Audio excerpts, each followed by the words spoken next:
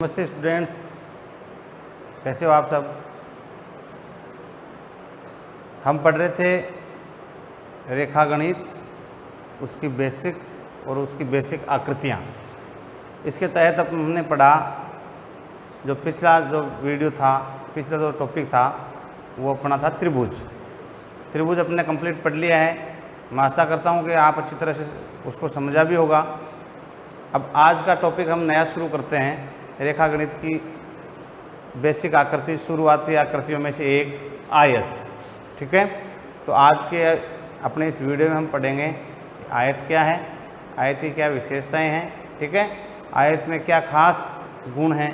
ठीक है, तो आयत क्या है। ठीक है, चलो अपन परिभाषा से शुरुआत करते हैं। ठीक है, आयत, इसकी परिभाषा क्या है। लगभग आप सब जानते हो कि चार भुजाओं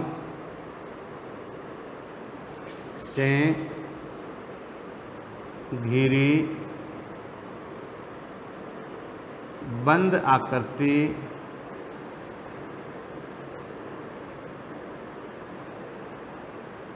देखो, चार भुजाओं से घिरी बंद आकृति तो है ही, उसके साथ उसे गुण क्या है। चार भुजाओं से घिरी बंद आकृति जिसकी आमने सामने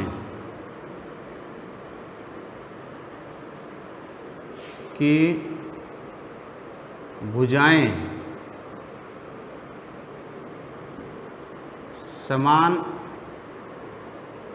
माप की हों तथा प्रत्येक कोण, मतलब सभी, प्रत्येक कोण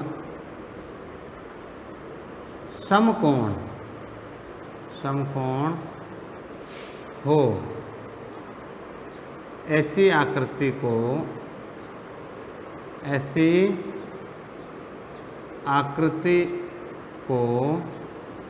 आयत कहते हैं।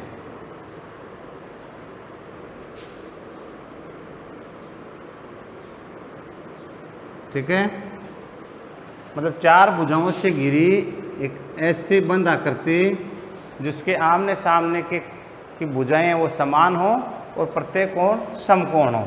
जैसे देखो, मैं यहाँ दो आकृतियाँ बनाता हूँ। जैसे एक आकृति ये है, ये भी चार भुजाओं से घिरी हुई बंद आकृति है, और एक आकृति ये है। ठीक है, अब दोनों में फर्क क्या है। दोनों में चार भुजाएं हैं और चार भुजाओं से घिरी बंद आकृति है, देखो यहाँ तक। ठीक है, लेकिन फर्क क्या है, ये आयत नहीं है और ये आयत है। क्यों कि देखो आगे परिभाषा क्या कहते हैं, जिसके आमने सामने की भुजाएं समान हो। आमने सामने की, ये दोनों भुजाएं समान और ये दोनों भुजाएं समान होनी चाहिए, जबकि इसमें ऐसा नहीं है। ठीक है, इसमें देखो साफ दिख रहा है कि ये दोनों भुजाएं हैं वो एक माप की हैं ये। ठीक है, और ये दोनों जो आमने सामने की भुजाएं हैं ये एक जैसे माप की हैं। ठीक है, अच्छा, फिर प्रत्येक कोण समकोण हो।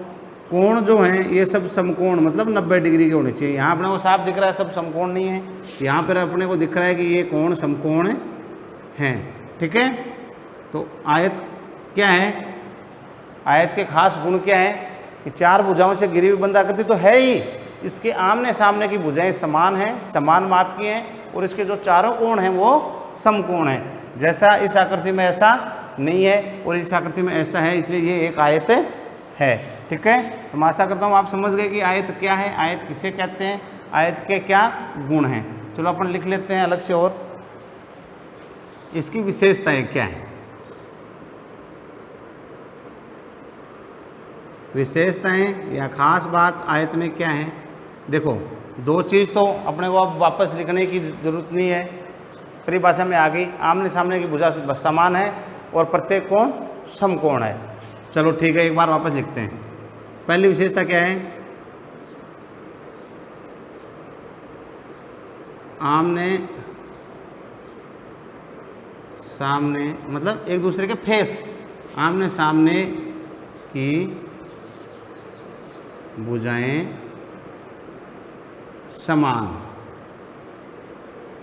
समान माप की। इसके आमने सामने भुजाएं वो समान माप की हैं। दूसरी चीज़, जो प्रत्येक कोण है, प्रत्येक मतलब सभी, चलो कोष्टक में लिख देता हूँ, सभी जितने भी इसमें कोण हैं, प्रत्येक कोण मतलब सभी कोण समकोण है। कैसे हैं? समकोण है। ये बात हो गई। अच्छा, अब अपन आगे बात इससे रिलेटेड विशेषता क्या है? चारों कोणों का योग। चार कोण हैं आयत में, आप अपने को साफ दिख रहे हैं, चार कोण हैं, 1 2 3 4 4 है ना।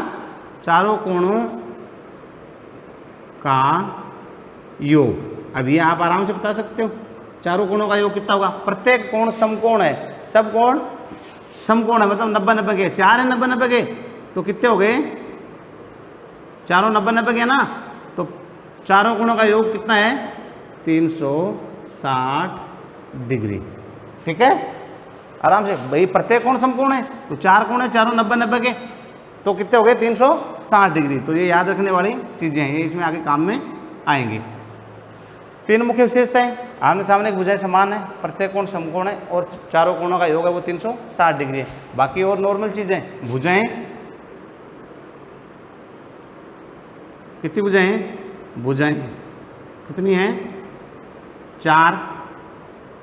अच्छा, कोण कितने हैं? वही बात, नॉर्मल बात है, 4। शीर्ष कितने हैं? 4 भुजाएं, 1 2 3 4, कोण 4, 1 2 3 4, और शीर्ष मतलब ये कोण है जो सर, कितने हैं? 1 2 3 और 4। ठीक है, नॉर्मल चीज़ है, आप आराम से इसको समझ सकते हो। दूसरी चीज़, 2 मिनट में इसका ये मिटा देता हूँ। ठीक है, विकिरण, क्या? विकिरण, तो एक आयत में विकिरण कितने होंगे? 2। विकिरण क्या होते हैं, पहले ये समझना जरूरी है, विकिरण क्या है। विकिरण दो शीर्षों को आपस में मिलाने वाली जो रेखा या रेखाखंड है वो है विकिरण। दो शीर्षों को आपस में मिलाने वाली, ठीक है, दो अलग अलग शीर्षों को। जैसे एक तो हो जाएगा अपने ये एक विकिरण और 2 विकिरण, ठीक है। तो इस तरह से विकिरण कितने होंगे? 2। अब मैं बीच में बात करता हूँ अपने पिछली आकृति की, बीच में जैसे अपन ने पीछे त्रिभुज पढ़ा था, तो त्रिभुज में विकिरण कितने होते हैं? त्रिभुज में विकिरण की संख्या 0 है, 0 है, क्योंकि यहाँ पर दो शीर्षों को अपन कहीं से भी मिला नहीं सकते। ये तो चलो पहले से मिले हुए हैं, इसको अपने को काउंट नहीं करना है, ठीक है।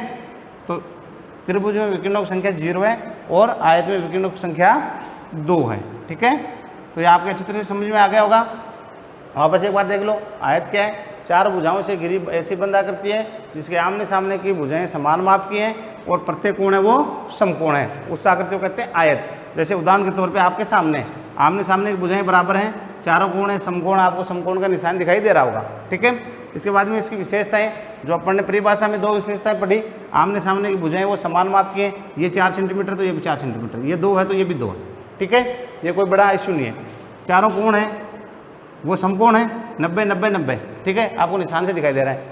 अब इससे रिलेटेड चारों कोणों का योग कितना होगा? 90 90 90 90, मतलब 360 डिग्री, ठीक है। इसमें भुजाओं की संख्या 4 है, नॉर्मल बात है। कोण है वो भी 4 है, शीर्ष है वो भी 4 है, और विकिरण ये अपने नई चीज़ अभी जो पिछले आकृति में नहीं थी वो यहाँ है, ठीक है। विकिरण इसमें 2 है। विकिरण क्या है? 2 शीर्षों को आपस में मिलाने वाली रेखा या रेखाखंड है, उसको कहते हैं विकिरण, ठीक है। तो इसमें कितने विकिरण है? 2 विकिरण है। तो मैं आशा करता हूँ आपको समझ में आ गया होगा। अच्छी तरह से इसको रिवाइज कर लेंगे। उसके बाद में अगले जो वीडियो है उसमें अपन आयत से संबंधित और अलग दूसरी बातें पढ़ेंगे और कुछ सवालों का हल करेंगे। तब तक के लिए धन्यवाद।